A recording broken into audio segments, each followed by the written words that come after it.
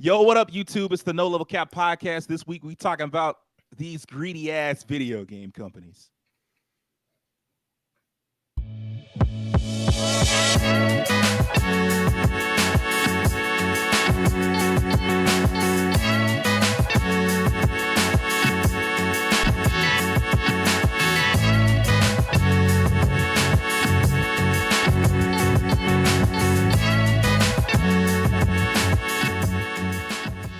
All right, what's popping, y'all? Like I said, we talk about these greedy ass video game companies. It's been a rough week for video games.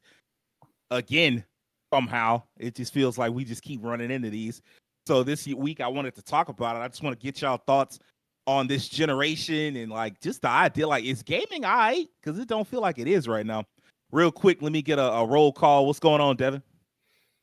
Pretty good, man. A little tired from the work week, but tonight should be for interesting conversation.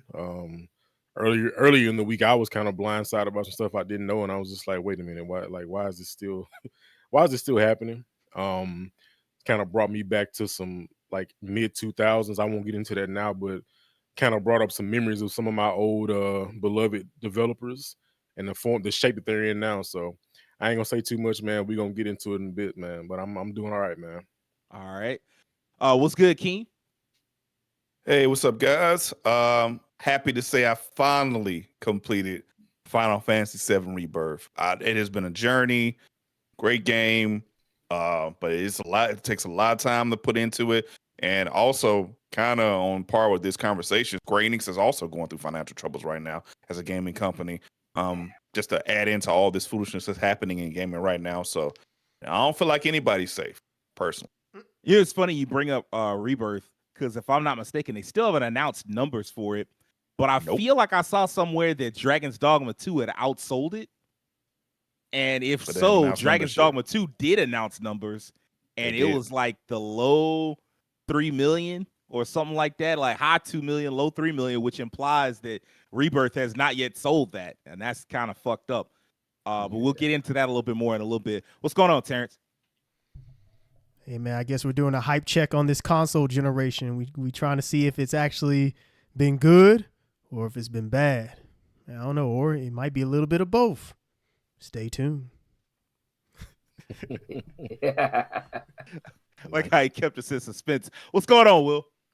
Shit, nothing much, man. Unlike Keem, I'm 2 chapters away from finishing Rebirth myself, and I'm plotting my next game because I'm trying to finish up every side quest in Rebirth at this point. So yeah, that's about it for me, man.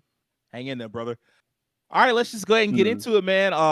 Let's not waste no time. I just want to know, how do y'all feel about this generation? Like, I would say that there's no question last year had some of the greatest video game releases of all time, but there have been so many layoffs literally like over the last 17 months, because I can't even say 18 because it really started in 2023.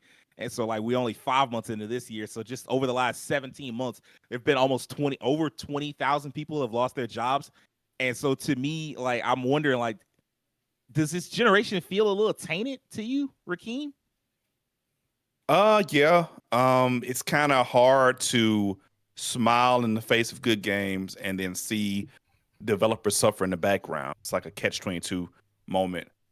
It's kind of tainted for me in some ways because, especially like hearing the news of like Arcane Austin going down with Prey. I have fond memories of Prey because my brother played it, and I bought it. My brother played it, and he loved it.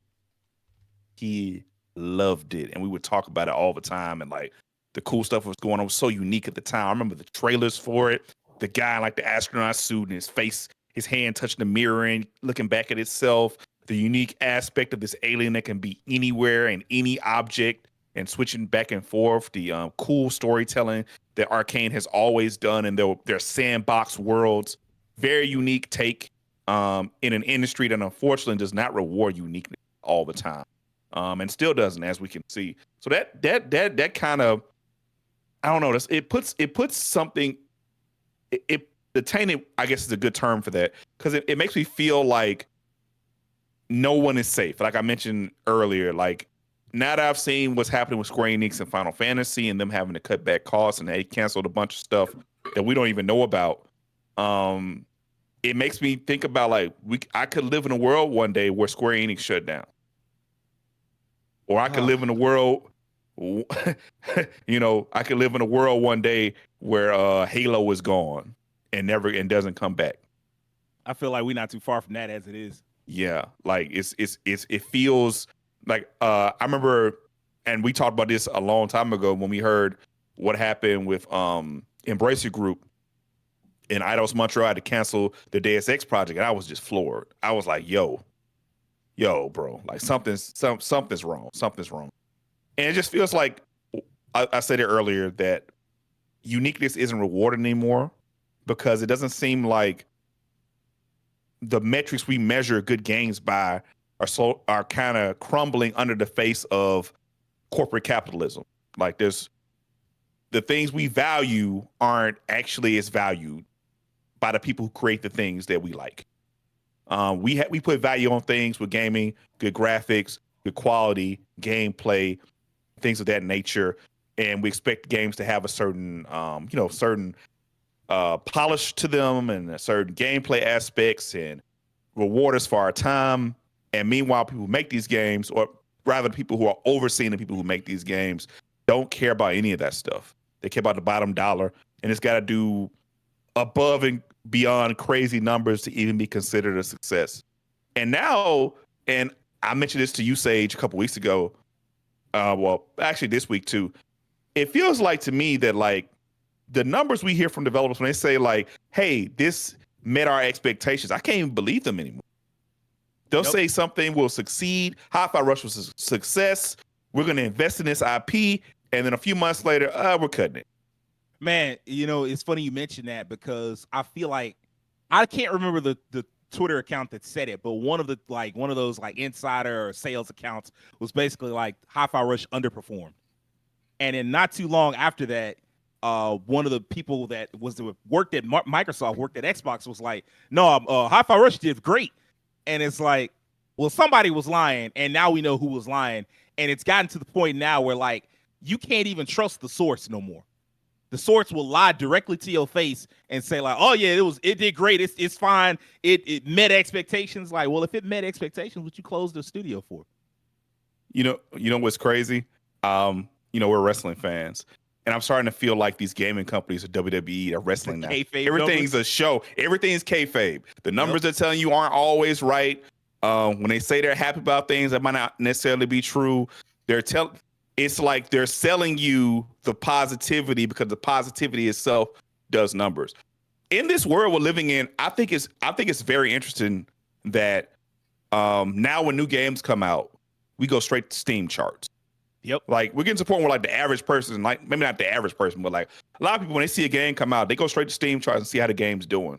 Because if you play multiplayer games at all, if that game doesn't have a thriving community, it's not worth investing in.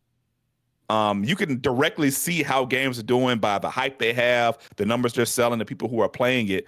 So like the consumer has a direct eye on the pulse of what's actually happening in gaming, and it can't frame the narrative around it. So like that's different. They try these other ways to frame the narrative. And because like we have so much access to that now, I feel like some of the facade is starting to claw away. And clearly now like these studios going down, especially with this Xbox this Xbox X. My words are not coming out the way I want them to. This Xbox acquisition they had a few years ago of multiple studios, the facade that was a good thing, that was going to be a positive thing. We all knew it wasn't going to be a positive thing long term.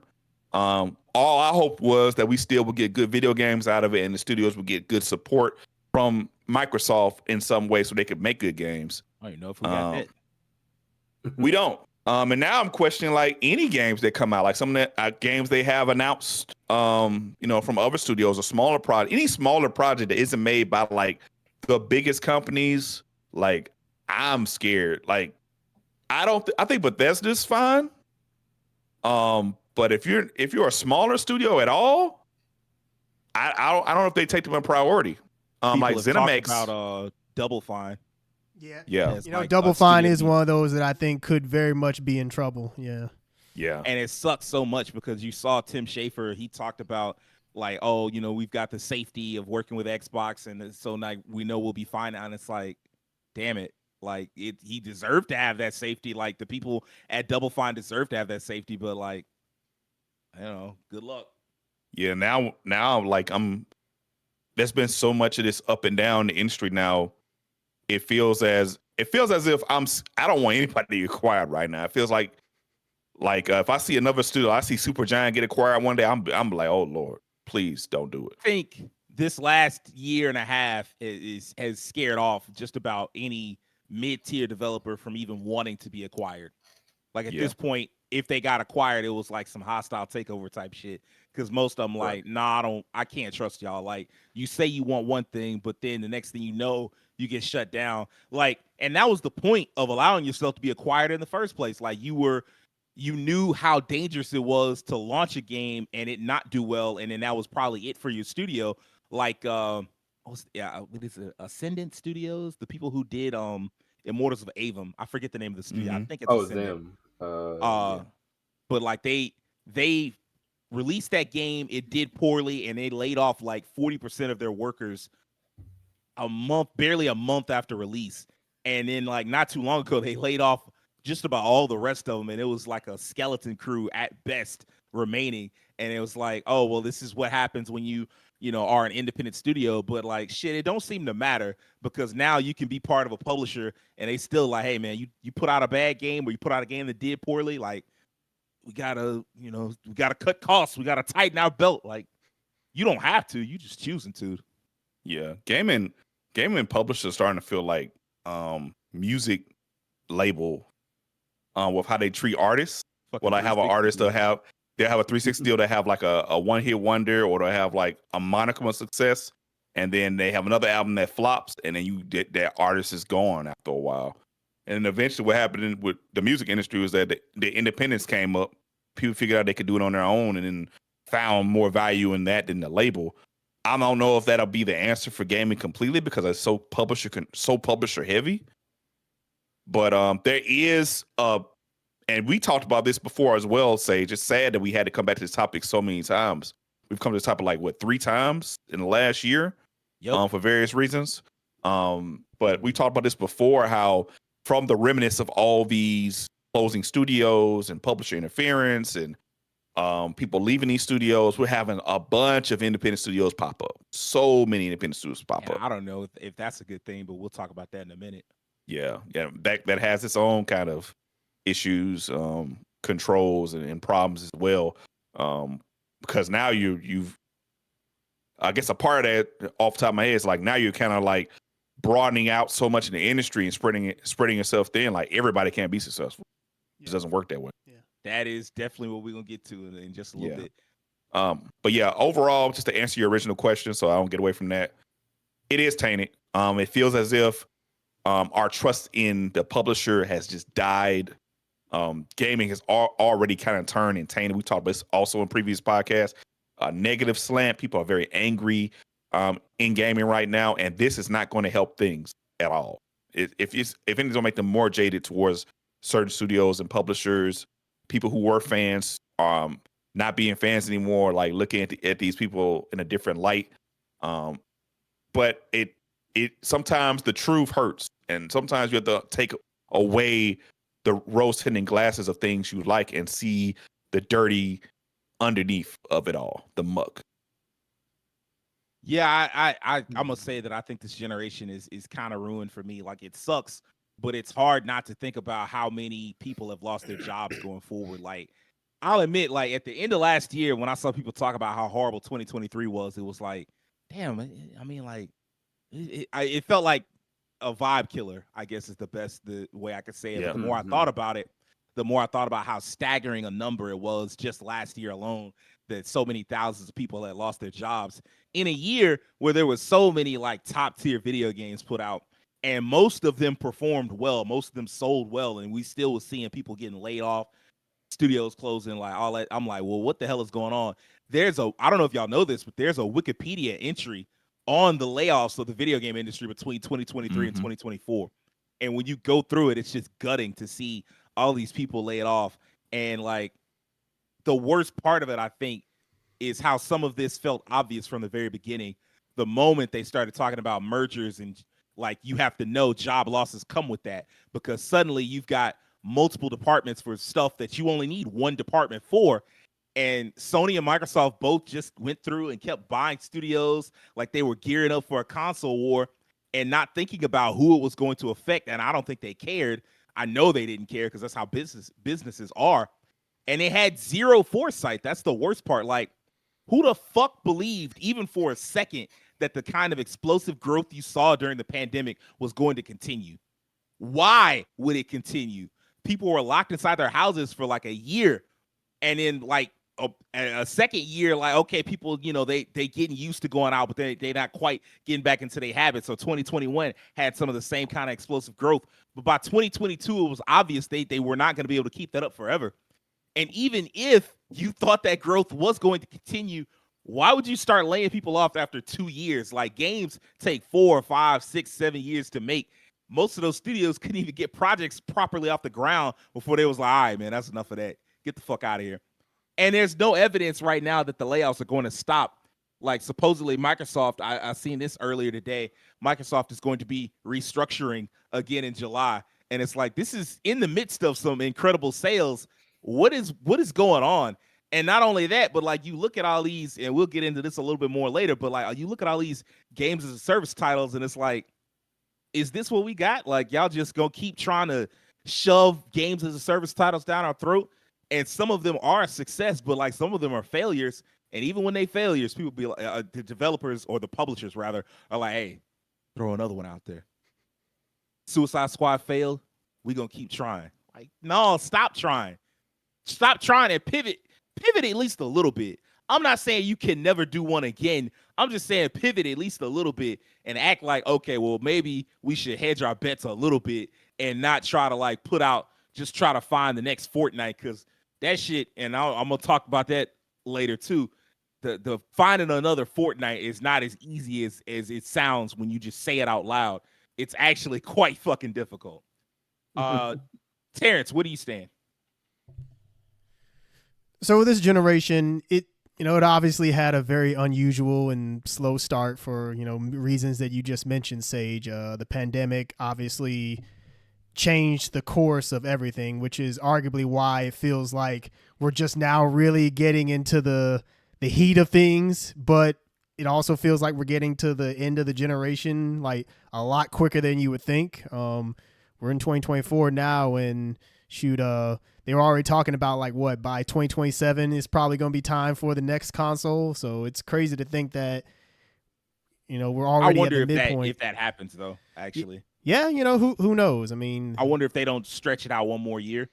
That could happen. That very well could. I mean, the PS4 and Xbox One generation, those lasted for quite some time. And yeah, I think I could see this generation, them trying to squeeze as much as they can out of it before they see what like the real future of consoles is by the end of this decade. But anyway, this generation has had some amazing games. Like really ever since 2022, it feels like the games that we've gotten, they've been great. Like, now I don't know if there's,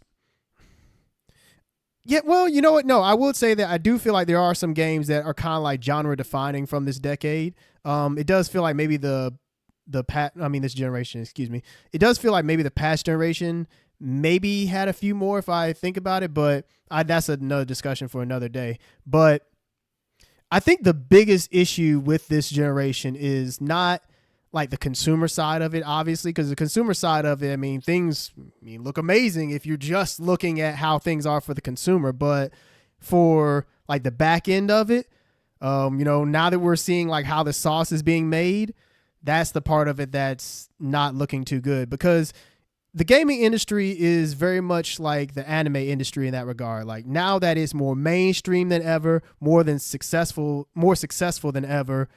There's more like eyes on it. And as a result, every single move that is made under like a much bigger microscope than it ever has been. And we get to see all of the flaws, especially with social media. Whenever some news breaks out about how an anime studio has been shut down or a gaming studio has been shut down, we're going to hear about it immediately. And we're also at a point in time where a lot of us, of the millennial generation, then you also have elder people from that are elder Gen Z. They're now in the industry in some way. They grew up with video games. They're either working in the industry directly, or they're journalists, or they're focused on, they're adjacent to gaming in some kind of way. And so as a result, like I said, gaming is bigger than it's ever been. And so a lot of people are keeping an eye on what's going on behind the scenes instead of just looking at just the games themselves. And that's why a lot of these issues with these studios getting shut down, these big decisions that are made by these tech companies, it's really just starting to stand out a lot more, because it's not like this kind of stuff didn't necessarily happen before, but it's at a much bigger scale than it's ever been. And that's also why, despite all the stuff, despite the weird decisions that Nintendo can make sometimes, whether it being super protective of its IP or just trying to shut down anybody that's doing emulation on them or anything like that. Mods, they can make some very BS decisions. Do not get me wrong, but don't make a fan game. Lord have mercy. Yeah, it's very important that a company like them still continue to exist, because they're kind of they really are the last of the gaming, full on gaming companies. Because really, Xbox / Microsoft and Sony / PlayStation, those are tech companies at the end of the day. And a lot of these tech companies that have started to gobble up the arts, we're really starting to see the ramifications of that. And it feels kind of what Rakeem mentioned earlier, that a lot of the originality, a lot of the more artistic integrity of the industry is starting to slowly be phased out in some way for stuff that's meant to be big, looking for the next Fortnite, looking for the next Minecraft, etc. And like Sage said, not everything can be that, and trying to find that, it's extremely hard, much harder than Suicide Squad kills the Justice League on topple over Fortnite any day now. Yeah, they'd have to do a complete 180 on that game for that. But yeah, the entertainment industry as a whole is going through a time of huge change. It's not even limited to gaming. We have film and TV, which is going through a lot with streaming, music. I think Spotify just recently announced some big changes to their service, the way they're going to do residuals. That could result in some big changes for how artists are paid. But overall, I think that this generation, like I say, if you just look at it from the consumer side, we've had some great games for sure, but yeah, the huge shadow of these big business moves and decisions that are starting to take away our artistic expression, I feel we're starting to notice that more and more. Even the average consumer, I don't think you can really ignore that unless you just play unless you're just a type who doesn't pay attention to gaming news at all, then you're probably fine. You don't really care that much. What's up? You could argue even in that regard, Terrence, people who don't really follow gaming news, they'll notice it in the games they're playing. They'll notice that certain features are missing from previous games, or they'll notice intense more monetization isn't involved. I noticed when the WWE 2K game started getting, when 2K really took over full time, they started getting some of the stuff the other 2K games got, the card systems and the different versions of characters. And then they'll be more buggy because they have these annual releases, and the quality of the game starts to falter. And that's that's the stuff casual people start paying attention to a little bit. Yo, why this game so buggy? Why is the online's not good? Why am I missing features I had 3 games ago, and now this game is missing half of those features? Stuff like that. No, I mean you're right. That's very true. That those kind of things do stand out to the casual player. And yeah, I just feel we're at a turning point. So I think that this generation, it'll be interesting to see where it goes in the next couple of years, because yeah, just the way with all these acquisitions and how, we're starting to see the ramifications of that. How, Xbox, they themselves have said that they can't manage all these studios. They thought gobbling up all these studios would be great and, all hunky dory, but it's turned out that they didn't know how to manage them and really get as much out of them as they should have. And even in the case of you know how dumb that sounds when they say we all knew it. It's we didn't realize how hard this would be. Like, motherfucker, why'd you spend the money then? Like, you dropping billions. That's how you know they got too much money. Because I think Microsoft is valued at like $3 trillion or something, which is Really? Yeah, it's Man, Windows ain't fucking around. I mean, you know, they got I'm Windows. pretty sure they all got of us are on Windows computers. So. Facts. They got Right. Windows, they got Azure, they got so many other things. It is the And most popular system. Yeah. by far. And like, you know how absurd that shit sounds like, because what Terrence is saying is literally what Microsoft said, like, well, Xbox said, like, oh, we just didn't realize how difficult it'd be. Motherfucker, you plot down $7 billion for Bethesda and $69 billion, nice, for Activision, and you like, oh, we just had no clue how difficult. Like, how did you not, like, going into this, you weren't prepared for that at all? Oh my God, I'm sorry, Terrence. Go ahead. No, you're good. I mean, no, you're absolutely right. So yeah, overall, like, I think we're at a turning point with this generation and just gaming overall. So I don't know where it's gonna go. This generation is kind of mixed because, like I said, we've had some amazing games out of it, but then you have the, behind the curtain, you take a peek behind the Wizard of Oz curtain and you see what's going on, and it's like, yeah, it ain't looking too good. So I don't know. My feelings are kind of mixed on this. Okay. Devin, where do you stand? This something I've been feeling this for a while now. Like, gaming is changed. I'm pretty sure I've said this on here or just said this in conversation. Like, gaming just like it's just changed so much. Like, the feeling of it, and obviously with time is gonna do that. Like, there's no arcades really on a thing like they used to be. Just the feel of it is different. What I think about is EA. They used to have one of my favorite developers, a branch called EA Big, and they just cut it loose. Just the games weren't performing like that. Although those games were quite good, most of the ones they made, they just shut it down. And I'm just like, man, I just thought, like, there's no more NBA Street, there's no more SSX. All these games were arcadey, very like different art styles, very unique, very in your face, and they were fun games. That's the most important. They were really fun. And they stopped making those, and then PS3 come around, they make NFL Tour, that piece of garbage. Def Jam Icon, that's another piece of garbage. It's like, oh man. So we went from Def Jam Vendetta, then Def Jam Fight for New York to get that. And I'm just like, this is going to continue on throughout at some point.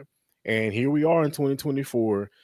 Even when Microsoft and Sony was playing Big Bank, Little Bank, I was like, yeah, this is not going to end well. I don't see anything good. Y'all just buying stuff. It's just like, I work at retail right now. It's just like retail. People always see something. It's a low price. I'll buy it. It's like they just get it for no reason. It's like, do you really need to buy this, or you just want to get it because I can afford it, so let me get it. The meme where Floyd Mayweather just throwing money. That's what they were doing. Yeah, I'll take that. Give me Bethesda. I'll take that one too. Yeah, Activision. I want that one as well. Like, and the fact that when it makes perfect sense when they say, "Oh, we didn't know how hard it is." Of course, because the people that are probably making the decisions, like, they're not the ones that are seeing these people develop games, make the art, do all that stuff behind the behind the scenes, the stuff that actually makes video games work. So yes, you don't know how hard it is. You just want to. I got money, make video game. That's what they come in the office like that. Make video game. We have money, make game now. Like, that's not how that works. But that's how they look at it. I mean, Mortal Kombat. Y'all know I have dragged Mortal Kombat 1 till the cows come home.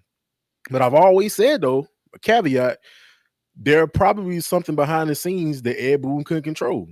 And it was more than likely Warner Brothers. All right, Ed, we want you to get Mortal Kombat 1 out. It's going to be a big hit, but we ain't ready. It's not complete. I didn't say nothing about complete. I said to get the game out. So that was just probably another instance of like a company, this developer, the producer, the executive, all these people, their game getting screwed over because people are like, put it out now. We're going to put a dragon slot machine in there. We're going to put these $10 Deadly Alliance costumes, and they're going to be happy with that. So I would say it's tainted. It's become too corporate, man. Like, the people that are making decisions, I don't feel like they're gamers. And if they are, they just like, they have this real skewed like perception of what like people want to play. And well, there's also a caveat to that, because sometimes people want to play those games. There are people out there that want to play these games that If they push, you know, we're gonna push live service games. Some people want to play those games, you know. But I just think overall, like the health of the gaming industry, like it needs to be like Terrence mentioned about the artistic views, like the artistic expression of this video games. It's a digital medium, it's a digital art form. And me being a creative and went to, you know, going to art school, sometimes people look at that as like, oh, that's not really important. We want you to focus on what we want. But if we make this really unique, no, we don't want it unique. We don't care about something cool, unique visuals. Make it this cookie cutter way because we see somebody else doing it.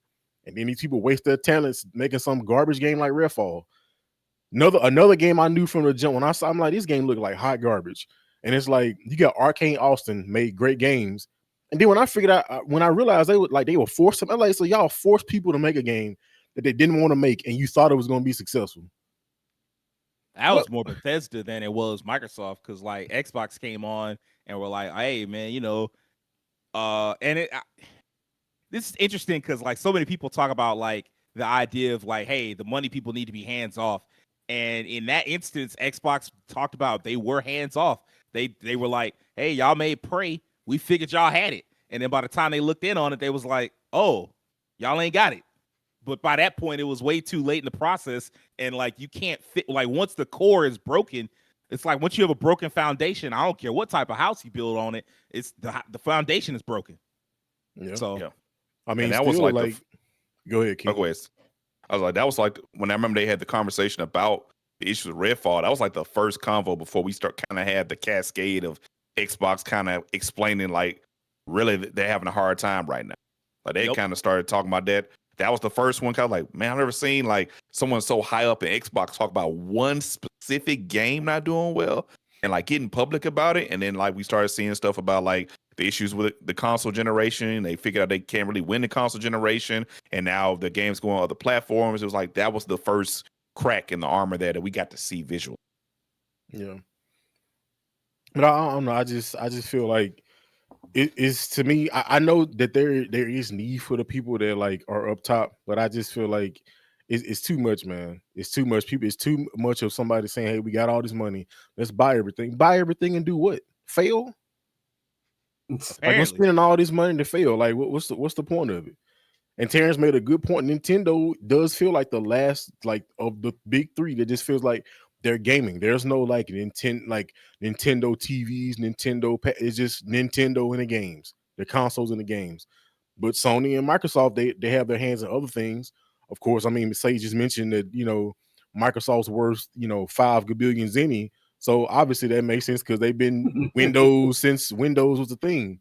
But I don't know, man. It's just I've seen this stuff happening like throughout time, and I don't like it. Because we get games that, again, we mentioned they have no personality, they don't have any like creative expression, and it's just like a waste. It's just like something to sink your money into. You can spend $70 in it. Our plan is for you to keep sinking money into this, and it's like, I get it. Y'all have a business, y'all want to make money, but man, can you at least make a solid product and not just worry about, well, you know, so games is live service, this, that, and the third. Like, bro, I don't, like Sage mentioned, Fortnite is there's no game has really come close to Fortnite. And there's been some really successful battle royales. Probably the last of the Mohicans would be like Apex. It's probably the closest one on his heels, and Warzone at one point, but even that fell off, way off. And I mean, Fortnite Warzone is still profitable, and it's like profitable enough that they make that a key part of Call of Duty going forward. So yeah. They got to, because that's another one they sunk money into. So they got to. They like, we bought this, so we got to push it somehow. But I don't know. It kind of makes me sad, man. I know I might sound like one of those, oh, you're an old gamer. I don't care. You can call me that. I'm 33, whatever. And I reminisce on sometimes how I felt back when I was younger playing games, and I still enjoy games to a umpteenth degree. But man, it was just something about it. And again, y'all can call me I don't care. But it's just something about it, man. But now it's like this murky feeling, man. Like, you see some games, you be like, that's garbage. I know it's garbage. Because there's so many decisions that were made, it just made no sense. People like, no, do it like this. We were doing it, cool graphics and all this unique game. No, do it like this. Make them pay $5 for the shoes first. You know, That's all I gotta say, man. I'm getting sad just talking about this, man. Fair enough, man. What's Fair up, enough. Terrence?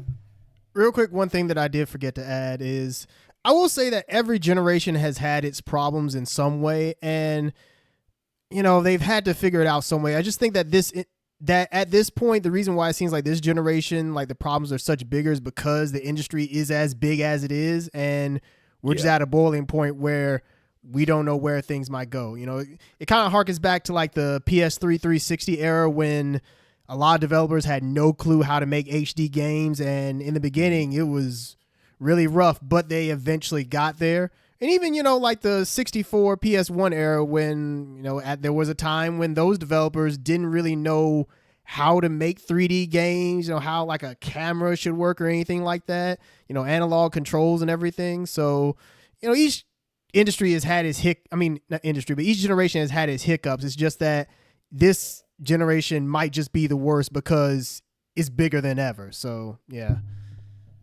To add on to that, I will say that the problem more than anything is just the budgets are just too high. Yeah. And that goes back to like it being bigger than ever. Yeah. Right. Yeah. And that's the thing. Like the budgets are so high now. Like you look at Spider-Man and people like it. As soon as Spider-Man's budget came out, it was almost as if people turned on that game. Like it was a popular game, people liked it. It was well received. But then, like when Insomniac got hacked, which I'm sorry for them, but like once it got hacked and that info got exposed, people was like, "You spent how much making this game?" No, hell no, it ain't that good. It ain't that good because like people started thinking about how good it was in relation to the budget, and like they saw it was $300 million, and they were like, "I don't know about that. Like $300 million for what you gave us that's not good enough." And like, I don't know why consumers felt like that because it's like, well, you didn't spend the $300 million. So I don't know why you're that upset, even though if I remember correctly, Grand Theft Auto 5 was $250 million. And that should show you just how far we've come because like Spider-Man 2 is in no way as big. It doesn't have as many side missions and quests and all the other shit. It's a good game, but like, Keem, how long did it take you to beat Spider-Man 2? 35, 40 hours, I think. Now Maybe. you taking your time. And like, I've seen people talk about they platinumed it in 25 hours. And Grand Theft Auto, like, you not platinuming that in no 25 hours, and they spend 250. So like, it becomes like a price to time spent ratio, and people was just like, "No, I'm not with this. Like, $300 million is insane." And I don't think consumers should be upset, but on the flip side, like you got to look at it from the developer point of view, where it's like, well, how much is it going to take for you to get your money back? And then beyond that, how much is it going to take for you to turn a profit? How much is it going to take for you to turn a profit compared to like Spider-Man 1's profit? Like it, and the number just keeps getting higher and higher, and you have to sell more and more copies. And it's like, look, gaming is growing, but it ain't growing that damn fast. Like the fans, there are more gamers than ever, but a lot of them are not playing no AAA titles like that. And so that's part of the problem too, where you have so many people spending so much, like so many developers trying to spin their way into getting the next hit. And it low key is like, man, them boys it's like they see the future. Low key, it's like they already see skit. It's goddamn Life Days Reborn versus Stickman. Life Days Reborn cost all of it, and people was like, "Yeah, I guess this is all right." And then Stickman come out, and everybody like, "Play Stickman, put Stickman on there." It'd be like the most simplistic. Like, what just came out? Was it Animal Well? Animal Well. Yeah. Mm-hmm. Animal Well came out. That game looked like it might be a success, and it looked like it couldn't have cost no more than I'm gonna actually highball it because these games are more expensive than you think. But it don't look like it cost $10 million. And like almost certainly it's going to make its money back and then some with the reception that it's gotten. And it's certainly got like some of the highest review scores. It's like a 91 or something on Metacritic. Like it's not fucking around. Like is that what?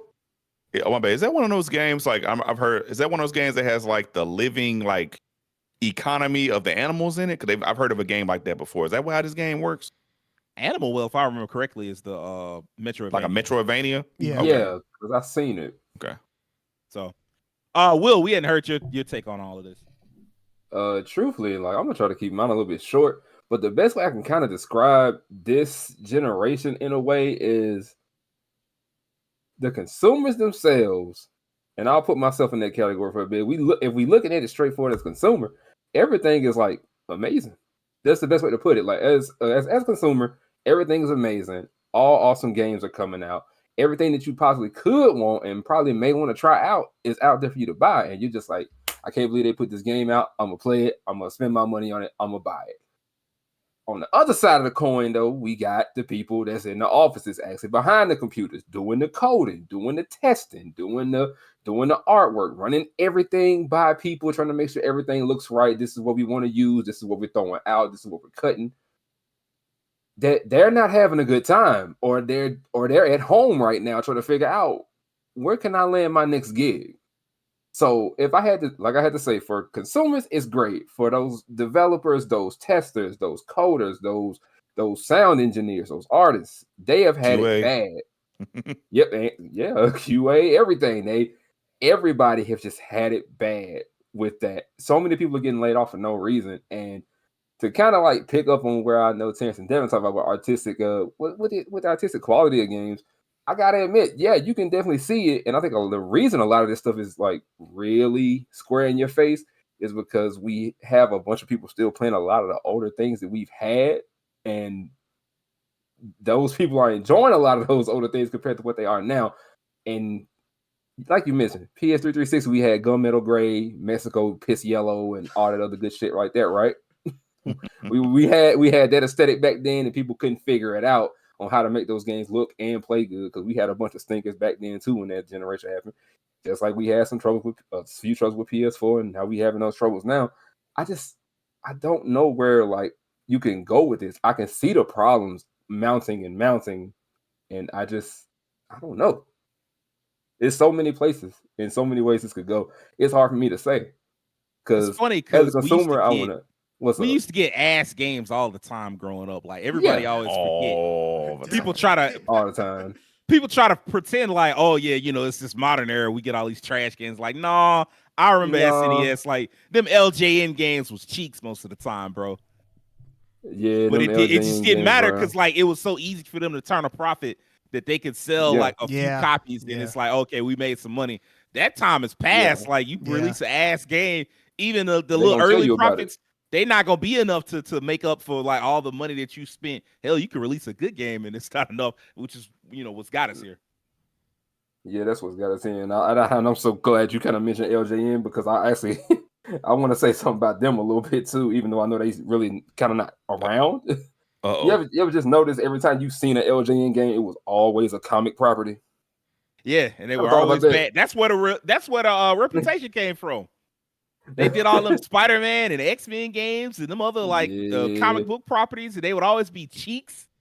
The game would come out be complete ass cheeks, and everybody eventually was just like, "Oh, that's why these games suck." Like, everybody eventually was just like, "Superhero games suck," and it took until really Arkham before people finally was like, "Oh, superhero games can be good." Yeah. Anytime you seen that Rainbow back in the day, though, it was ass. Shout out to Spider-Man and X-Men and Arcade's Revenge. Hated that game. But, as of right now, I was young. Yeah, we ain't know no better back then. We were just glad to see a new cartridge. Yeah, but as of right now, I truly think that this generation, like I said, from the consumer side of things, if you buying these games and you playing them, that's perfectly fine by all means. But for everyone in the back in the offices, they need some help. And those higher ups, I gotta be real. I have the same thing that Devin has in his mind. I need a lot of them to really not be in the positions that they're in, because they're literally just like walking bank accounts with half a brain, and most of that brain is not really seeing who's buying this shit. They just see the dollars that's coming from it. They're seeing the dollars. You can't see the forest for the trees. That's what it is. They see all this money they have to spend to make something and get the money back, but they're not worrying about if the money's going to really, come back. They putting out and not worrying about what's coming in. For them, it's like they're more concerned about, the shareholders than anything else. That's what really matters. Yeah, they worry about they worry about a bunch of other suits. They worry about a bunch of other people that look like them, dress like them, think like them. It's all about the profit at the end of the day compared to whether the people are satisfied with what you're putting out. Well, the sad sooner thing or later, it's not just about profit anymore. It's about profit growth. Like, it's not I know, enough that but you made money off of it. You've got to make more money than the last time you made money. And it's like, well, that's not always going to be possible. yeah, it's not always gonna be possible to make more money than you made last time. Sometimes you just got to settle on the fact that, hey, we made some money back. Let's try to work this out another way. I don't need my next favorite AAA game or whatever to come out, and you tell me the budget for the son bitch was $500 million. If you tell me that, I'm gonna look at you sideways and be like, this game is not gonna make the money back that you think it's going to make. Hell no. I'm going to tell you now, it's not going to make it. We made a $500 million game, and I hope everyone buys it. I hope we sell 10 million copies in the first week. You're not gonna make that. There's really only one franchise that could make that at this point. Speaking of, Yeah, I guess we should go to this. Are single player games in trouble going forward? Because like Hi-Fi Rush showed us that a mid-budget game that's a great game is still not enough to save a studio. Worse, Hogwarts Legacy, that shit was a massive success. And Warner Brothers still wants to chase more games as a service nonsense. Like, they talked about it. They talked, it was like in back-to-back reports. The first one was like, yeah, you know, Hogwarts Legacy, for all the problems that has with that franchise and the creator and all of that, that shit made bank. It's still making bank. You go look at like sales charts and it's still performing well after it came out. And they were like, yeah, you know, this did great for us. And the next thing you know, they was like, oh, Suicide Squad did terrible, but we still finna make some more games as a service games. And it's like, with most gamers, like we've talked about the casual gamer, most gamers, they play the same games. They play, you know, the Dirty Dozen. I'm gonna change it from the quad stack to the Dirty Dozen, because that's kind of it's like about a dozen video games. You know, COD, Madden, 2K, GTA, EA Football Club, Fortnite, Roblox, Rocket League, Valorant, Apex Legend, Rainbow Six Siege, and probably one or two other games. I think that's gonna cover most people. The average gamer that has a console or a PC, that's what they playing. Those games that I just mentioned. And I'm just wondering, are we locked into a games as a service future? Are single player games like in trouble? Terrence. So, long story short, I don't think single player games are going anywhere, but like, short story long, I think the primary focus in terms of what publishers really want is not going to come from single player games. Because let's be honest, when we think of like the greatest games in history, a lot of them, immediately what we think of are like the single player games. Like, sure, there are multiplayer games. Don't get me wrong. There are multiplayer games that are great. You know, stuff like Halo, which is, I mean, technically both. You know, of course, like your Call of Duties, like the ones that are like really well known, like your original Modern Warfare 2, stuff like that. You know, those can be considered among the greats as well. You know, and GTA 5 kind of is like somewhere in the midst of it all, because you have GTA Online, which is multiplayer, and then you have like the single player part of GTA 5. So I'm not saying that multiplayer can't be in the conversation of greatest games of all time, but when we do think of like the greatest games, a lot of those are single player, because that's where a lot of those great stories of gaming come from. But that being said, since those are like one-time experiences, you know, you pay your money, unless they have like microtransactions in them, you pay, that's kind of it. Whereas if you have something like, you know, games as a service, that's a continuous money machine. And shout out to Alana Pierce. I watched her video on this subject about just the state of the industry. And so what I'm getting ready to say, a lot of it comes from her. So this isn't, you know, any kind of original thought. I give, you know, all the credit to her. But she said that the gaming industry and a lot of the other areas of entertainment right now are all vying for one currency, and that's time. Yeah, so I figured you'd watch it too, Sage. Is that time is really what they care about the most, because in theory, the more time you spend on something, the more likely you are to invest your money in it. And so these games where they have you trapped into playing them for multiple hours a day, or you're like always checking in on it, you know, like your gachas, your games as a service, stuff like that, you know, once they get you in, once they pull you in and they have their grips on you, the more time that you spend on it, the more money you're probably going to shell out on it. And despite all the failures that we've seen with games as a service, they're going to continue to chase that because all they need is one.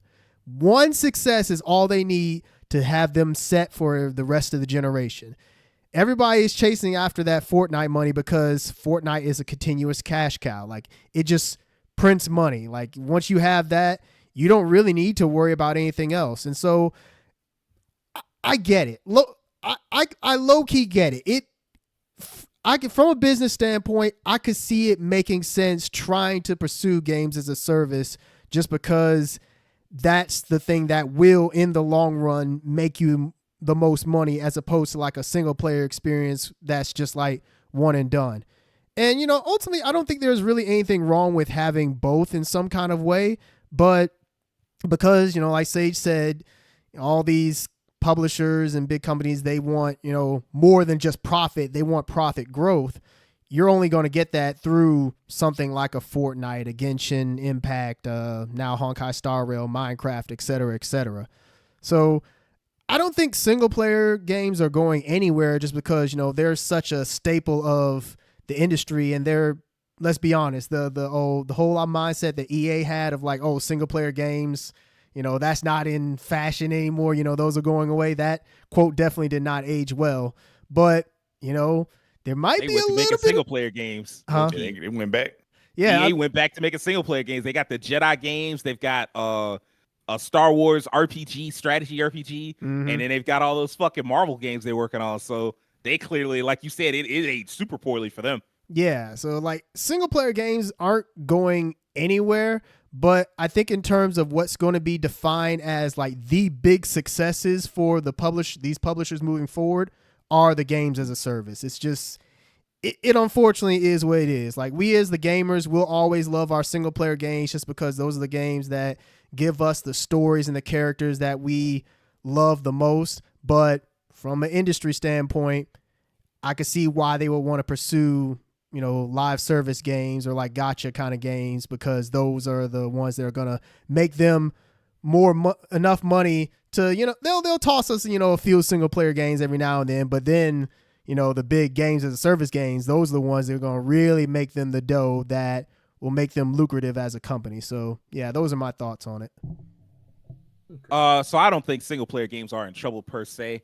I do think at some point developers and studios, like publishers, are going to have to rethink how they make games, like, and the fans too, really. Fans, if you want that 8K 30 frames per second, because of course you got the 8K, so like you have the low frame rate.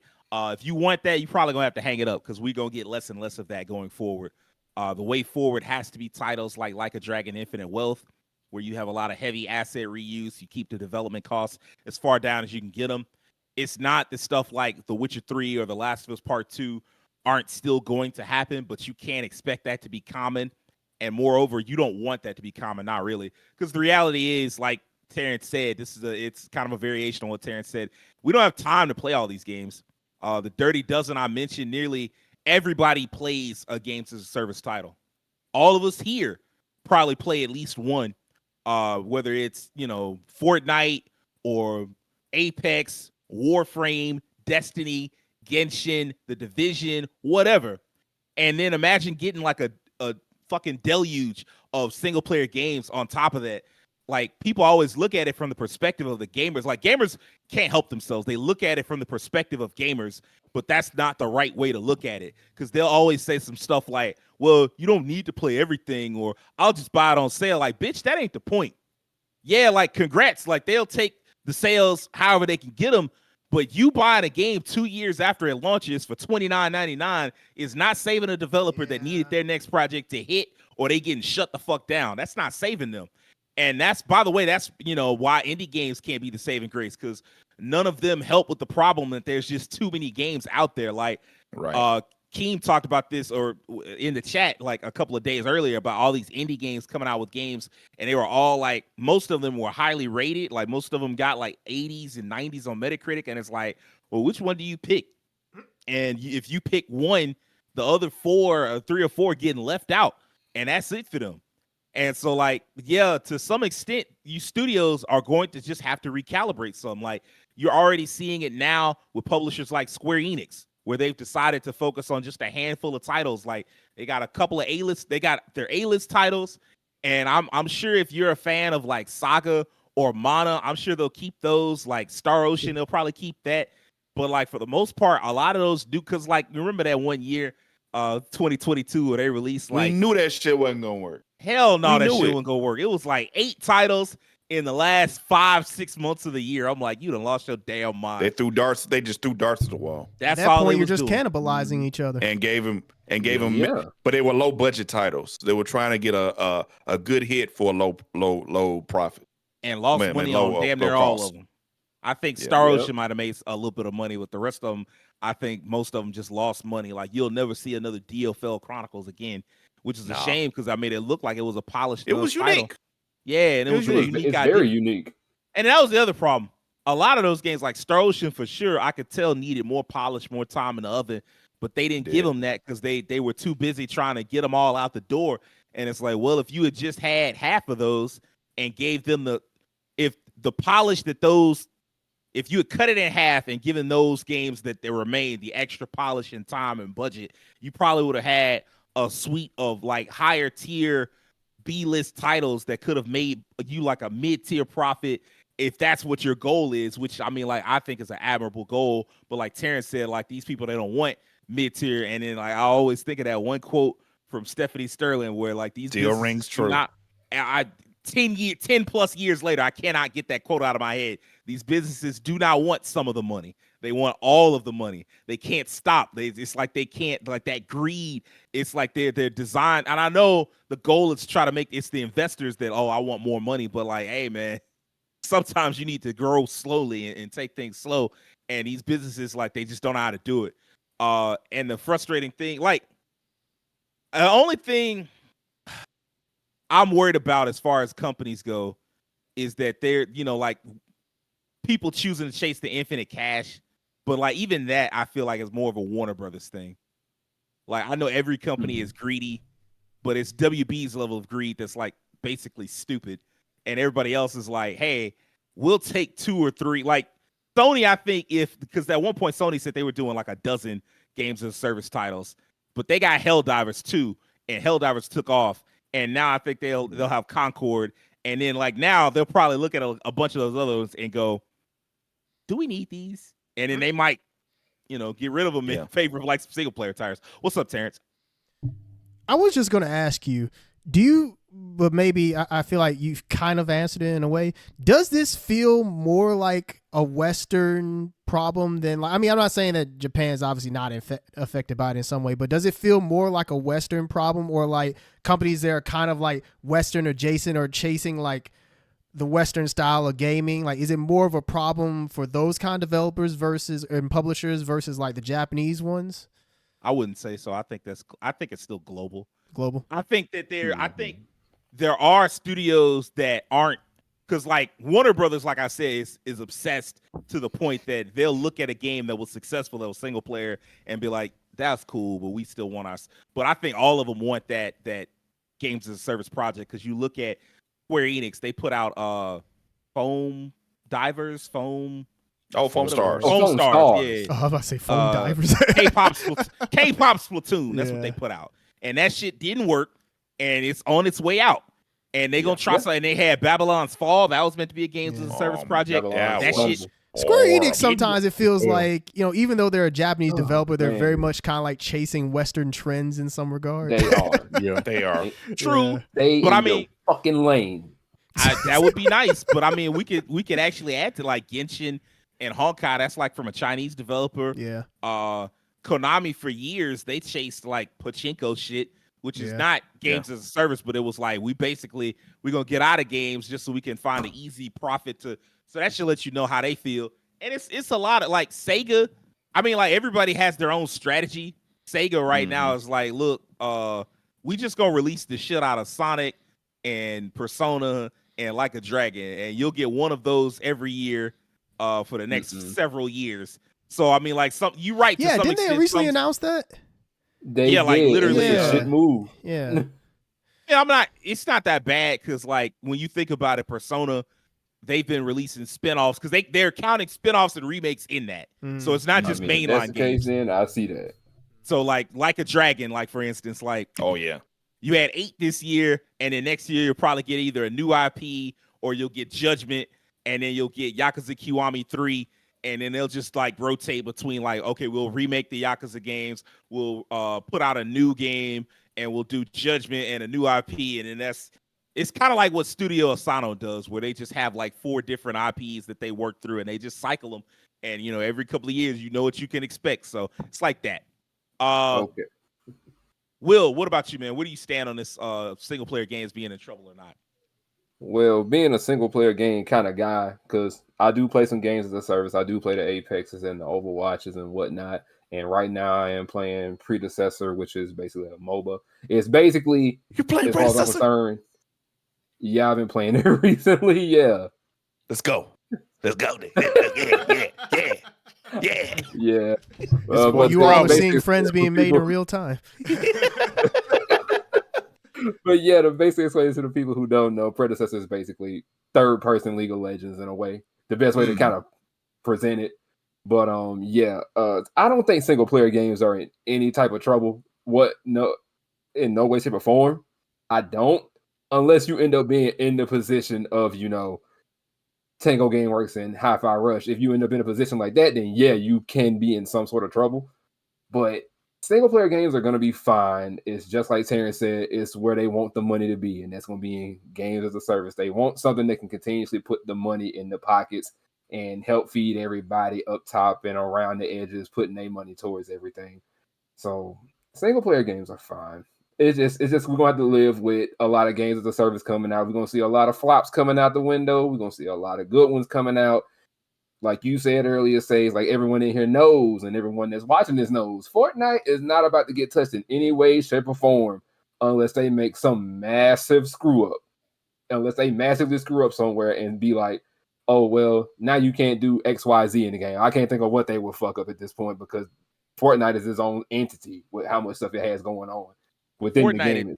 At this point has become a console unto itself. Like it just needs, ironically, a single player game. Like it just needs some kind of story or some shit like that. Yeah. And it would be a platform unto itself. It would be maybe add a sports mode, some type of little where you play with some type of put a ball in a hoop or in a specific spot in the court somewhere. What's going on? That was a rumor that the new GTA game, I don't know if it's true or not, might have something like that where they'll have basketball and like sports games in it, which would be kind of cool to have in GTA, I guess. They invest so much money, it wouldn't surprise me at all. But like, yes, like Fortnite it's gotten to the point where it just needs a couple more modes, and it would just be a well-rounded fucking console unto itself.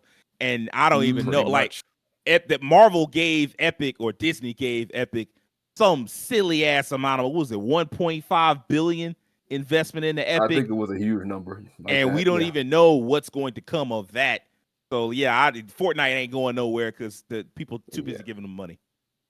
Yeah, so like I said, man, single player games are fine as long as you don't put yourself in a position to get your team dissolved and to get your team kicked out of like a major place where you should be trying to get your games pushed out. Single player games are gonna live. Games as a service are definitely gonna live, but I think some companies are gonna just continue to take hits along the way, and they just be like, okay, we just gonna have to find the next best one to beat this current game because we know we're not gonna touch on Epic's land, so because Epic's on their own island at this point. Devin, what do you think, bro? Again, the landscape is different, but I don't think single player games are in a bad spot. Because if you were to take single player games and just erase all of them, I honestly think the gaming industry would probably be in a bad spot. Because if you think about multiplayer games, they are popular. Some of these multiplayer games are some of the most popular, make some of the most money, with Fortnite probably being at the top of that echelon. But let's say you think about Elden Ring. Elden Ring that's not a multiplayer game. I mean, you have a multiplayer aspect, but it's not meant to be as like a live service. You get DLCs, but it's not like, are we going to keep putting money into this and buying weapons, buying this? It's a single player experience, and then they give you a DLC. People were just clamoring at the mouth for that game, and still are for the DLC coming this year. I mean, you even like me personally, like a game last year, like Liza P, what's the game? Cocoon, like all these different unique experiences that are single player, stuff like that matters. If you just make everything Call of Duty, Fortnite, Rocket League, whatever, I can't say Suicide Squad because that game is probably dead in a tomorrow. Nah, they just but- put out Joker. and nobody cared about it. Hey, they definitely. I think I didn't. saw that That's crazy. DLC on sale too. The only Oh thing I've my seen goodness. Joker related was multiverses. That's another thing that could go in this discussion too. But I don't think they're it's just unfortunate to like Hi-Fi Rush. I just think because I don't think Xbox is looking at the value that a game like that could have. You need to have some type of game like that under your belt, some really unique single player experience. It really reminded me of what they did with Sunset Overdrive. It was really similar to that. That was like, oh, this is a unique single player experience. And Scalebound, can that come back? Let me throw a no, because I mean it never was a thing. Like it was more of a idea than it was a game. Let me ask you a question real quick though. I saw this brought up somewhere else, and I want your thoughts. Do you think Hi-Fi Rush was really a shadow drop, or was it just being sent out to die because they knew they were gonna close Tango GameWorks already?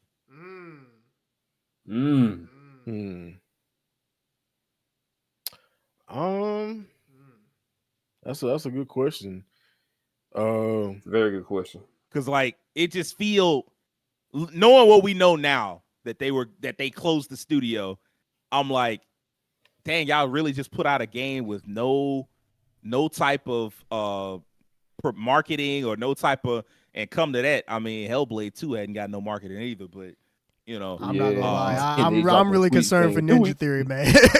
man, I'm I'm really concerned concerned for them, Ninja bro. Theory. it's like Hellblade 2 comes out like literally 10 days or 9 days from now. And I'm like, man, what the fuck? Nobody's talking about it. Like the only time people talk about it is when they point out like, why is Xbox not marketing this? Yep. Just real Not quick a good to sign. give you my thoughts. You know what? That kind of makes a lot of sense because that would make sense as to why after its success, the decision to close it is so baffling and kind of leaves Microsoft with egg on their face. It's like they made this decision probably a long time ago and just now decide to pull the trigger on it. But because the game was actually successful and well received, it looks like a bad decision now. Whereas maybe if Hi-Fi Rush had come out and was like ass, then it would have been like, oh, okay, well, If it didn't even have to be ass, it could have been like mediocre, kind of like Ghostwire Tokyo was. Yeah. If it had been that, people would have been like, well, I mean, you had 2 back-to-back mediocre games. They probably, and then I saw somebody say this, and it shook me because I was like, damn, gamers really do suck as people. Somebody was like, if Tango GameWorks wasn't closed, this wouldn't be a headline. Like, because Microsoft closed 4 different studios. There were 2 that were like mobile-based studios, and then Arcane Austin, which had just put out Redfall, and Redfall, was the punching bag of 2022. And so it was like, yeah, if they had just closed those 3 and left Tango GameWorks alone, this shit wouldn't nobody be talking about this. What sucks is that ignores everything good that came out of Arcane Austin. It's like they just had like imagine if like all it takes is one failure in your life and it's like, you know what? Nope, you should just die. Like that's the end of it. It's like that's how now you become Chance the Rapper. Woo! Yeah, it's just like, is that really the state? Is that really the state that you want the industry to be in? Where it's like all it takes is one failure, and it's like, nope, no room for forgiveness at all, kind of thing. It's like, really? Yeah. Cyberpunk was close to that, like very, but like the Cyberpunk should have been that. Yeah, it should have been. But like people just wanted CD Projekt Red to succeed so badly that they was like, fuck, we don't care, fuck it. And you put out a game. You put out a generational, like if you ever put out a generational game, there will always be somebody who rooting for you, even when they're talking shit about you the whole time. That's a good point. I was watching Game Ranks. I think it was Game Ranks. I was watching Skill Up. They also mentioned Prey. There's like this studio made some really good games, and then it's like this one game. It's like, I get it. Redfall was pretty bad. Like what they were talking about and promising, it was not that. And that's true. It's like, man, everybody can't just make a banger all the time. But again, I think there were different factors behind the scenes that play. And I think about it like this: the suits, the upper echelon, whatever, they come in the rooms and tell the artists and developers and coders, they come in there like their cigar, put on their tap their shoulders, like, it's not enough that I succeed, but I also need for you to fail Oh God. as you're Oh, finishing this man. game. So What a quote. it's like I want all the money, and I don't care, what happens with you. If you fail, that's on you, But I need to succeed. And it's just unfortunate, man. But back to the single player game scene. Me personally, if I'm playing something multiplayer, I'm big into fighting games. Honestly, most of the live service game I used to play, I don't even really play anymore. I used to play Fortnite heavy, used to play Apex, and those are probably the two that I did play, and I haven't played those in a while now. But I'm big into fighters. But even when I need a break from those, I go to a single player game. I think it's always good to have that balance. You just playing multiplayer all the time, it can get frustrating. If you're competitive, you want to try to be good at a game, that takes like that stress and stuff. You just play a single player game. Most of the time, single player games they won't be that stressful. You just chill out, have a good time, enjoy a story, enjoy some interactive and unique game, and it takes you away from that stress of the multiplayer. Or you might play a game with your friends, like maybe that is your stress relief, playing a game with friends. But I don't think it's gonna go away. It's unfortunate to see a game as much as I enjoy Hi-Fi Rush last year, and I told you all, like, that was at that time, that was my game of the year for that at the moment. Yeah, you really like Hi-Fi Rush. It was a great game. I mean, that game, Sea of Stars, Lies of P, those are my contenders from last year. Those games were really good, and man, I'm be honest, like, it's just, I don't know. Playing Hi-Fi Rush, it felt like something from maybe like mid 2000s on up to like 2010, because it felt like a Devil May Cry style game. So maybe, I don't know, maybe they just feel like stuff like that is a little outdated, but there's room for it, because you can make those games modern in a way. I mean, they did a lot of stuff to make it modern. But again, I just feel like, as we said, the joke, there's not enough gunmetal gray and gunpowder brown. Like, it's just like too colorful. It's just, I don't know, man. And some part of it is the gamer sometimes. Sometimes, like Sage just mentioned, the Dirty Dozen. That's all they want to play. So it's like, man, nobody want to play this colorful, dope game. I want to play COD. I want to play Rainbow Six. I want to hold a gun and shoot something. I want to shoot ball. I want to shoot ball. Yeah, that's the other one. That's 2K. I want to play this. Want to shoot ball. Part of me wonders what's Japan's Dirty Dozen. I would love to know, actually. Oh, Monster man. Hunter.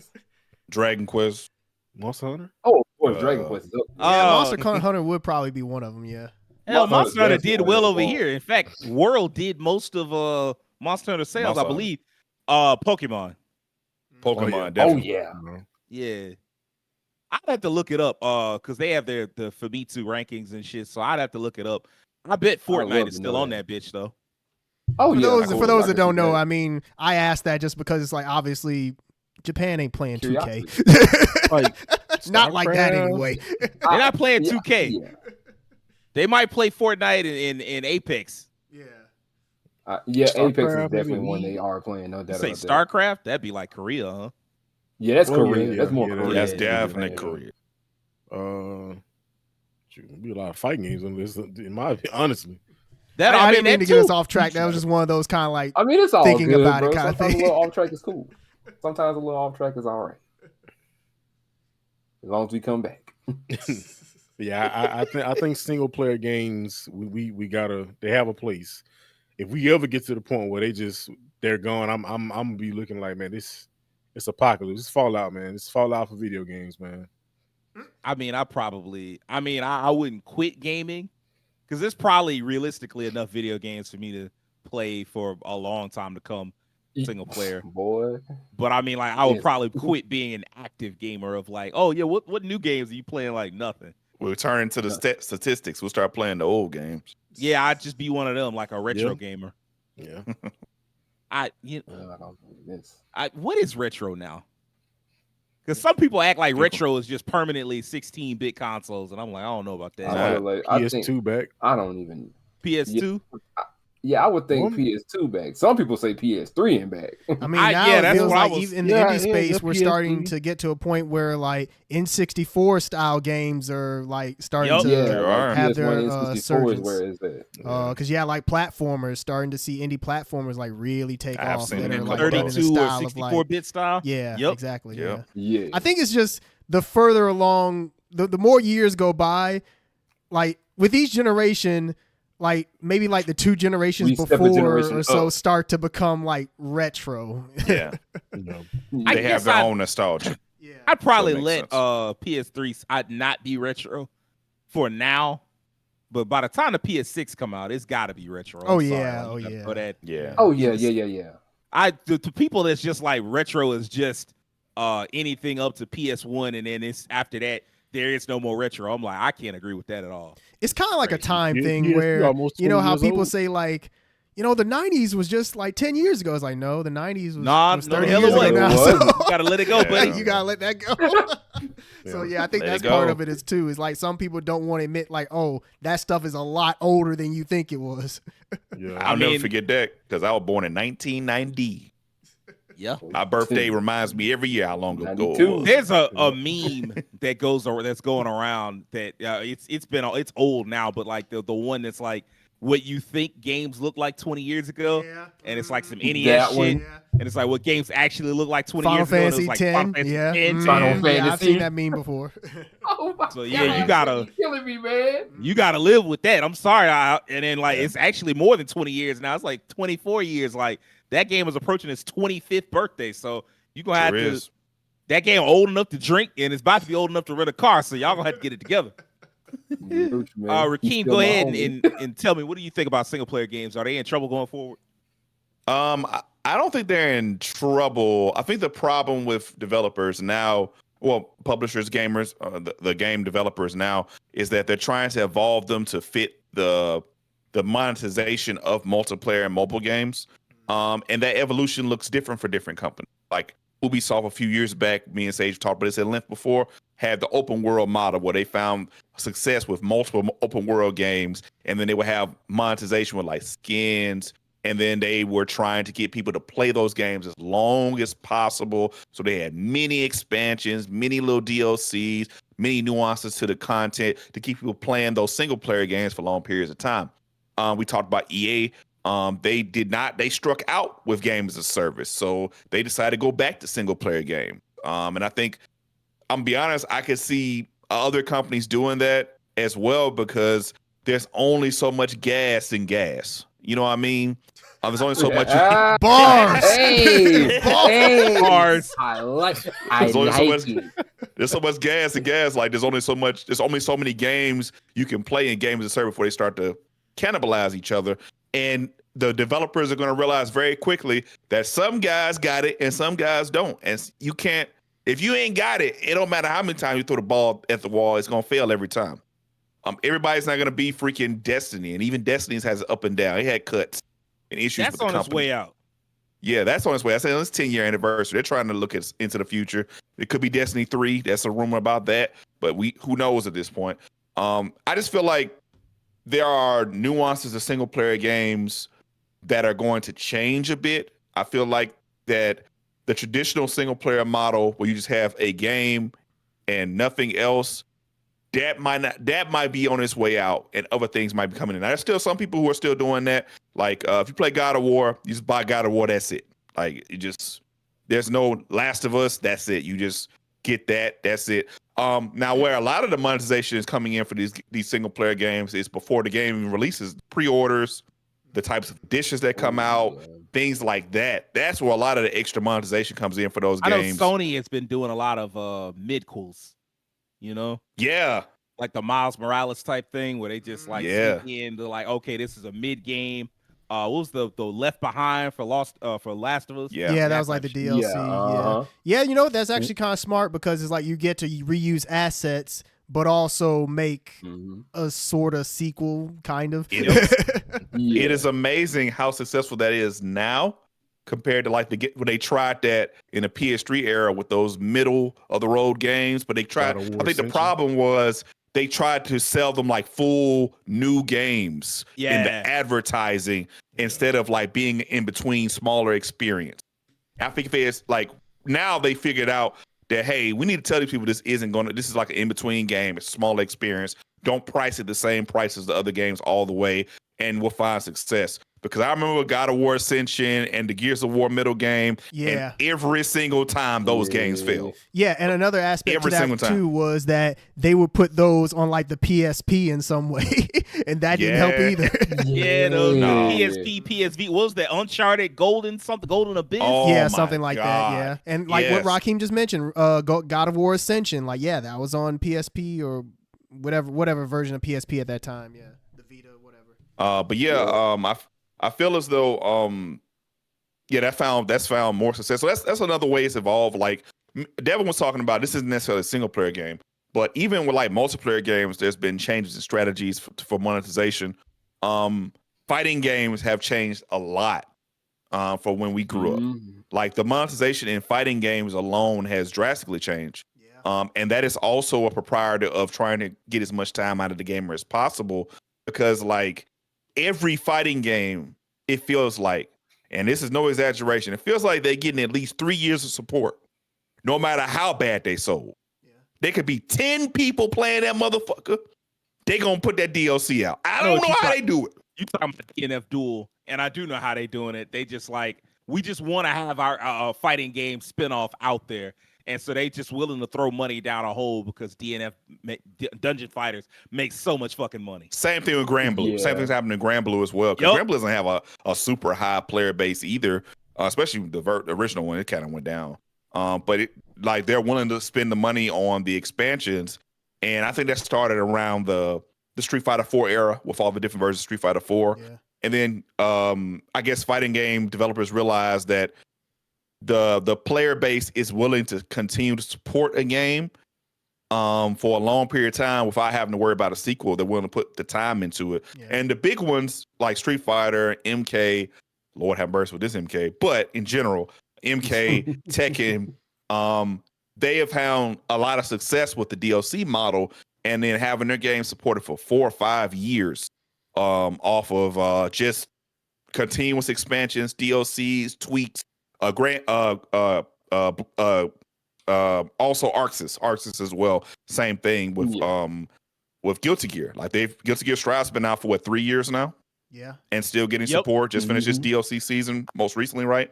And that model has changed because of the changes in the industry. I feel like single player games are going to have a similar thing happen to them. Ubisoft, like we said, Ubisoft did their transition a few years ago. Now they're trying to figure things out again because they had success for a long time, but then they fucked it up. Because the caveat to that is, I think single player games will be okay as long as the quality of single player games does not turn to the quality of the yearly multiplayer titles. If the quality of single player games are still rock solid, not a lot of bugs, a lot of content, good narratives, writing, gameplay, everything's rock solid, there will always be players who want to play those types of games. Yep. If you start to wane that, if you break that system where it's like, now your single player games are a little buggy, they're getting rushed out, the gameplay is not as solid, it's starting to have issues, you're going to have the same problems that people who are playing multiplayer games who feel like gaming don't hit the same. You have the same kind of issue. That's the real battle that they're going to have is, if they're going to try this new battle, this balance of monetization in the single player games, they also have to maintain the quality high. I think that's one of the standards, because single player games have a higher standard that player base expects. The multiplayer games that come out a lot, we see them buggy all the time, weird online issues, and we just play it. But single player games, I feel like they're almost held to a higher standard. So when they come out bad, they get really lambasted. They get really talked about. They get really trashed. Yeah, that's You how I also feel about it. can't do what Callisto Protocol did. Have a quadruple A game visually, Uh, but everything else is like 1A, Uno. So Not Uno. Oh man, and didn't they shut down too, or like they disbanded the group that like I the don't think OG they people. I think Did a they lot cut? of them left. They definitely cut Yeah. down and cut some more, and then cut some more after that. I don't think that studio's gone. that's a I'd lot have of to cutting. check. It's like stop. You probably made this game cost way too much because it was like the best looking game of the generation. Now that's actually one of those cases where they didn't have like any like big suits telling them what to do. They kind of just did their own thing, and they still messed They did it to themselves. Yeah, they did it to themselves. So it's like, hey, sometimes it's not always the guys at the top that's the problem. and then EA had to drop their Meet the Grams on them with Dead Space rebate. Man, the irony of that is so crazy. It's so crazy. The fact that EA turned out to make that a better game is crazy. That's like literally the bad guys point, low key. Yeah, kind of. Because like the good guys would have been like the people that love, because they was like, yeah, y'all messed up our creative vision. We're going to go ahead and go somewhere else. We're going to make our own game with blackjack and with hookers and show y'all how to make hard games for real. And then it wound up being ass. And then the corporate overlords was like, hey, what about that franchise them fucking schmucks tried to make? Yeah, can we bring that back? And then like, of course, at the end of the day, it's all artists doing the work. So like the developers that actually worked on Dead Space, they did the hard work of making that of remaking that and making it modern and like giving it the 90 that it got, because it got like a pretty it was either a 90 or 89. Like 89. It was pretty up there. Yeah. It was up there. Of Same course, thing for like Mighty Number 9. Just like that. The developers did the hard work of making that game happen, but it still sucks that the corporate overlords were like, yeah, we get to reap the benefits of this. Like, fuck. Y'all should The worst thing about the Dead Space remake is the dude that made the original Dead Space, he was the one that did Callisto. Like, bro, how you not make your game better than all right. I don't know. He was the one that made this whole thing. Same thing with Mighty Number 9. The man who made Mega Man did that. And look at what happened. What's my man's name? He be blocking everybody on Twitter all the time. Shit. Hideki Kamiya. Kamiya. Yeah, Kamiya. You know what Kamiya said about Inafune? He was like, that man not a developer, he a businessman. So, that's all I need to say. Okay, look, we running kind of long, so real quick, I just want to get this question out. Let's get some basically a lightning round answer. Is Xbox Game Pass a danger to developers? Because it hasn't been as successful as it needed to be. There's discussion now that some games might not be on there, like Call of Duty. Not too long ago, Sarah Bond confirmed that Call of Duty would be coming to Game Pass, but who knows how long that's going to be true. It might be true this year, but it may not be true next year. If we're going down that path, is Xbox more of a hindrance than a help? To me, I would say Game Pass is partially the problem. But the real problem is that the profit margins are so thin and companies are so greedy because gamers, of course, they want the best deal that they can get, even if that means cheating the system. Because for years, people tried to push Game Pass, but they was also trying to push it by like saying, hey, you can get 6 months or 6 months for like $1, 18 months for like $3 or whatever the fuck the deal was. They was just basically trying to get around paying the full price, which wasn't even that high at the time. I think it was like $10. And they was like, we ain't trying to pay that either. Fuck them. And, you know, of course, you had so many people doing that. It's like, man, we're not getting the revenue that we should have been getting off this. And then at the same time, you have people flat out not buying games because they were like, oh, it's coming to Game Pass, so I just won't bother to buy it. And that shit was a problem. And it becomes a problem of like, not enough people are buying Game Pass and not enough people are buying the copies of the game. Like you can't have both. So, but I will say Game Pass isn't a problem for most developers, but it is a problem for Microsoft if they can't figure this out, because now they're in a lose-lose situation.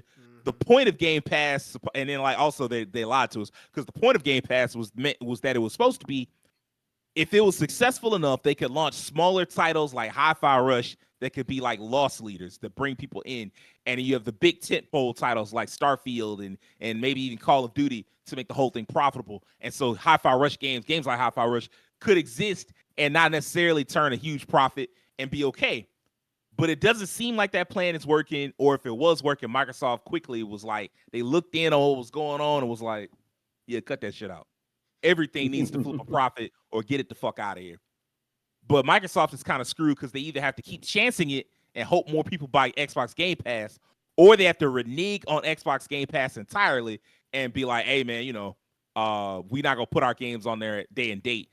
To me, that's tantamount to getting rid of Game Pass, because if their first-party games don't come to Game Pass day and date, But 6 months later, like how many people are gonna wait the 6 months? How many people might just be like, hey man, when it come to Game Pass, I'll play it then. And you can't have that. So I don't know. Like I think that's gonna be the real problem. And then also just the fact that Game Pass, since the perception overnight has shifted about Game Pass in the last, I'll say overnight, really over the last couple months. The perception of Game Pass has shifted to being this thing that is not successful. For years, they marketed it as a successful thing. They told us it was successful, and the way because they presented it like that, we had no choice but to think that it was successful. But now, with all the stuff that's going on, people are like, "Hey, man, is it successful?" And so it makes you wonder: do developers even want to put it on there, put their games on there in the first place? So, Terrence, what do you stand? So I'll make it quick. Like you said, for independent devs, I don't think it's really an issue.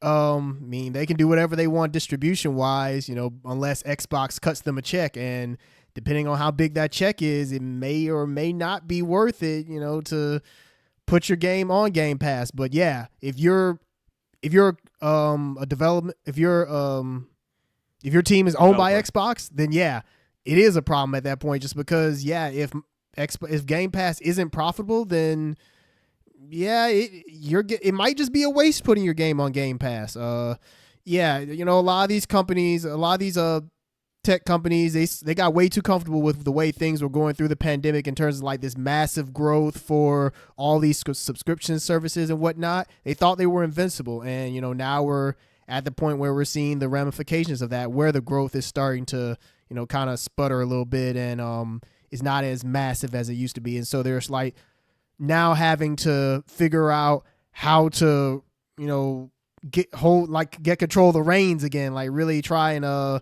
get the profit going again, or just falter completely. So, I don't think that it's a danger directly to developers, but yeah, for Xbox themselves, it might not be the best look in the future. So, we'll see.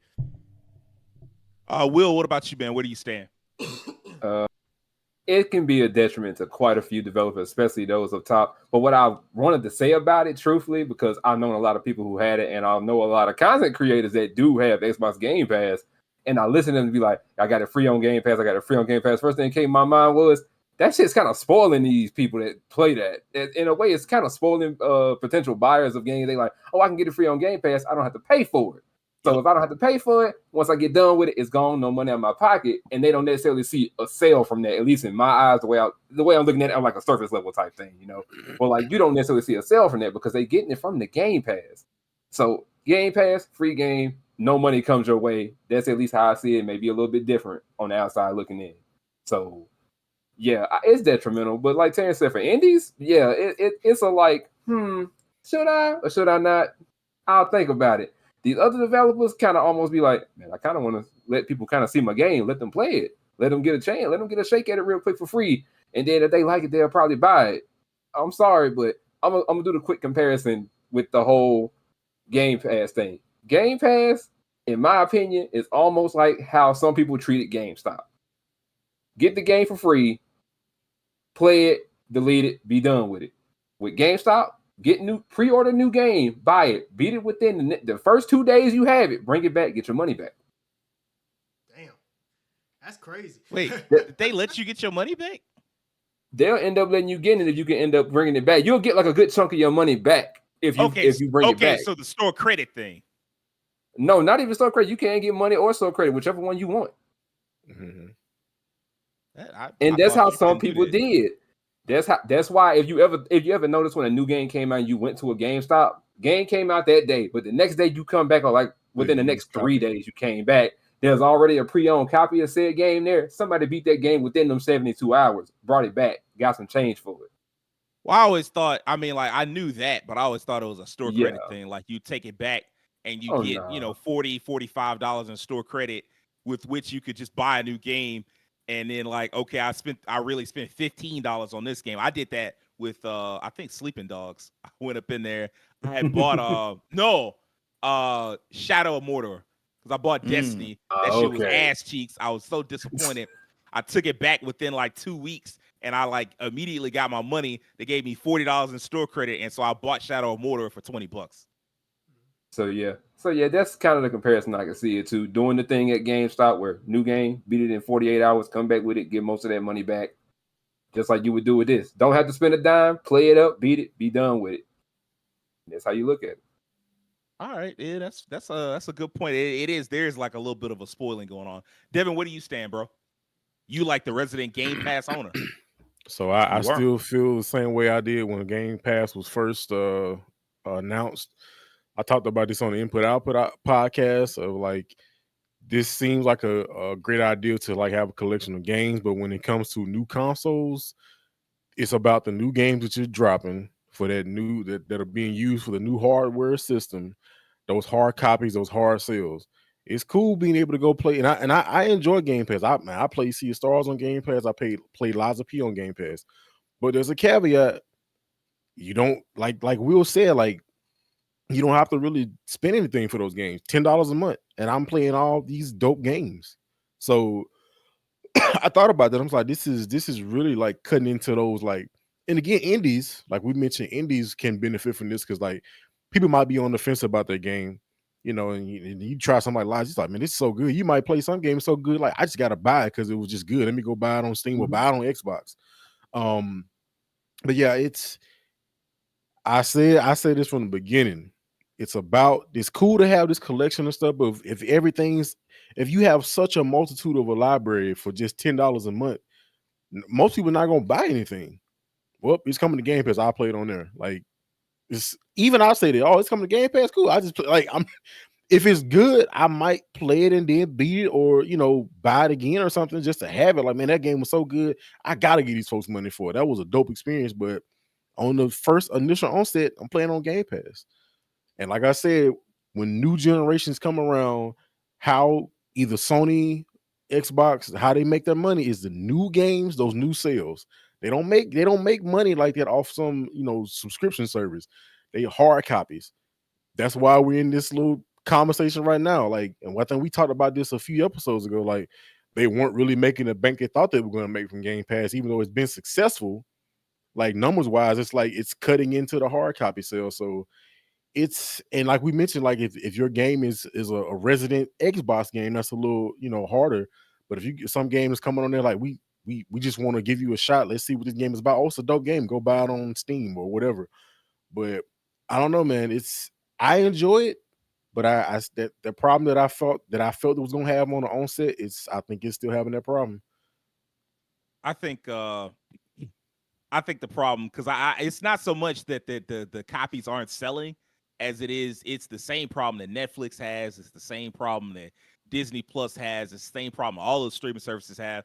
It's too cheap, and it's not enough people subscribed. Netflix doesn't have the not enough people subscribe problem, but they do have the it's too cheap problem. Like, if you selling it for $10 and you've only there is a number for Microsoft at which the whole Xbox Game Pass thing becomes profitable. Like, I don't know if it's 40 million, 50 million, whatever it is. I think they got to 30 million. That clearly was not enough, because that's why you're having all these problems that you're seeing from them. But like, there was a number in mind where it was like, once we hit this, it's smooth sailing, and we can develop these games and people can come and play them on Game Pass, and they don't have to buy games because we're already getting X amount of dollars from 50 million people subscribed every month, paying $10 a month. And so we getting this much money. And so it doesn't really matter if they buy copies. They didn't hit that number, and so now they hold. Rakeem, go ahead. Yeah. This is really interesting to me. As we were talking about Game Pass, and it's crazy to think, like, a few years ago how the conversation around Game Pass, like you mentioned, was so different. It was the future. That's all they cared about. It was a great deal. People were glowing about it. And it brought to mind not the success, but the style of something that happened back in the past. Do you guys remember that gaming, was it GameFly, where you got the copies of the game subscription essentially in the mail? They were kind of like, Netflix at that time, when Netflix would mail out stuff too. Yeah. Right. Yeah. And you just play the game. When you beat the game, send it back, get another game. I remember a friend of my best friend, Robert, he was a subscriber of GameFly. That's how he plays so many games so quickly. And it's kind of mirroring that, but like for a modern era. Man, it feels like the well has been poisoned a bit. I feel like for something in mind that was a success story in a similar vein. We mentioned Rocket League is one of the best, most played games of all time, and Rocket League's big success came when it was on PS Plus for free. Just the exposure of it on PS Plus back then was enough to get that player base into it, and the game carried the rest on its own. And now it's one of the most successful games of all time. I feel like the well has been poisoned to a degree because, like, in the early days, we have a smaller library, it's more access to be playable, to play a whole bunch of different games and try a bunch of different games. But as that library expands, the exposure of different games, all of them are gonna get played the same amount of time. And on top of that, like, I don't know what the check number is they give these companies, but clearly it's not enough. Like, at some point, if you see this studio closed down that was on there, they got that check. This studio closed down, they got that check, or this studio didn't get the numbers they were supposed to. You gotta be like, this check ain't worth it. I'm willing to go into the industry myself and put myself out there like, hey, I'm gonna try on my own. I feel like also it's the caveat to this is what type of game are you making? If it's a multiplayer game, there is an inherent need for you to have as many people playing your game as possible. So that's why a lot of multiplayer games are free to play, or ease of access, or lower cost, or have free weekends. Because no matter, even if your game sells well initially, if you don't maintain that player base, it's going to die and you're going to lose the game in the long term. So as a multiplayer developer, you have to think about it differently from as a single player developer, where a single player developer, those initial sales matter way more. You need that player base right then. You need those sales right then. A multiplayer game, they can start off slow and then like gradually go up, and eventually they'll be fine. But a single player, they can't risk that in the same way. So that also it depends on that as well. So those are kind of the factors of it. I'm of the opinion that I think there are ways Game Pass can fix this issue. It's going to come from a more collaborative part. Like I know, like with the Epic Games Store, the developers get a bigger cut of the revenue. That might be a part way to keep it kind of self-contained, make it more worthwhile. Because otherwise, you might, if you're not getting enough revenue off, you need to cut ties with that anyway. They need to look at their strategy in general. Why are they, like, in some way I'll stop and like, why are we closing these studios? What, like, you have to come to Jesus moment as a company and like, hey, we failed on these different fronts. What is the core reasons for these failures? Is it something going on that we don't understand about the gaming industry? Is it something personal with our company that we're having? That's the problem. And how can we rectify that? Do we need to spend more time with our studios? Do we need to give them more freedom? Do we need to analyze the industry a little bit better? Do we need more diversity of content? Things of that nature. Interestingly, with Microsoft, supposedly one of the reasons they closed is so they could focus on bigger projects.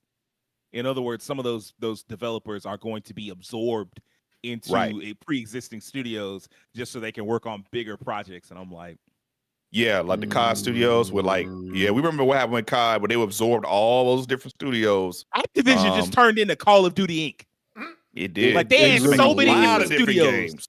And they had so many different games, and they was like, you know what though, ain't nothing gonna hit like that COD.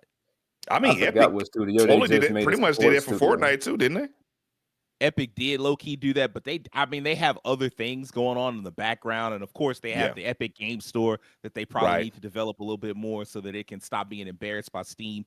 But yeah, I mean, like for the most part, it is just like Fortnite. Which ironically, Valve used to make a lot more games than they got Steam, and they ain't need it anymore. They just make Steam. Yeah. Mm-hmm. But yeah, overall, I think there are different ways they can approach it that they can probably turn it around. For one thing, I mean, they still have the leg up on like whatever the hell PlayStation's doing with their subscription service, for the most part. And I'm a part of it, and I don't even know what's going on. I don't even know. I'm like, oh, they got games on there. They added, cool. I don't even pay attention to it that much.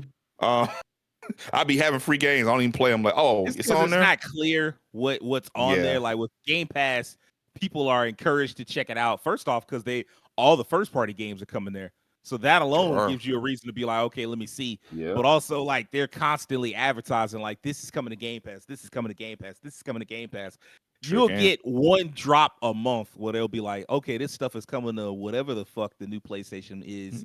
PlayStation Plus Extended. Master Chief Master. Collection. I don't fucking know.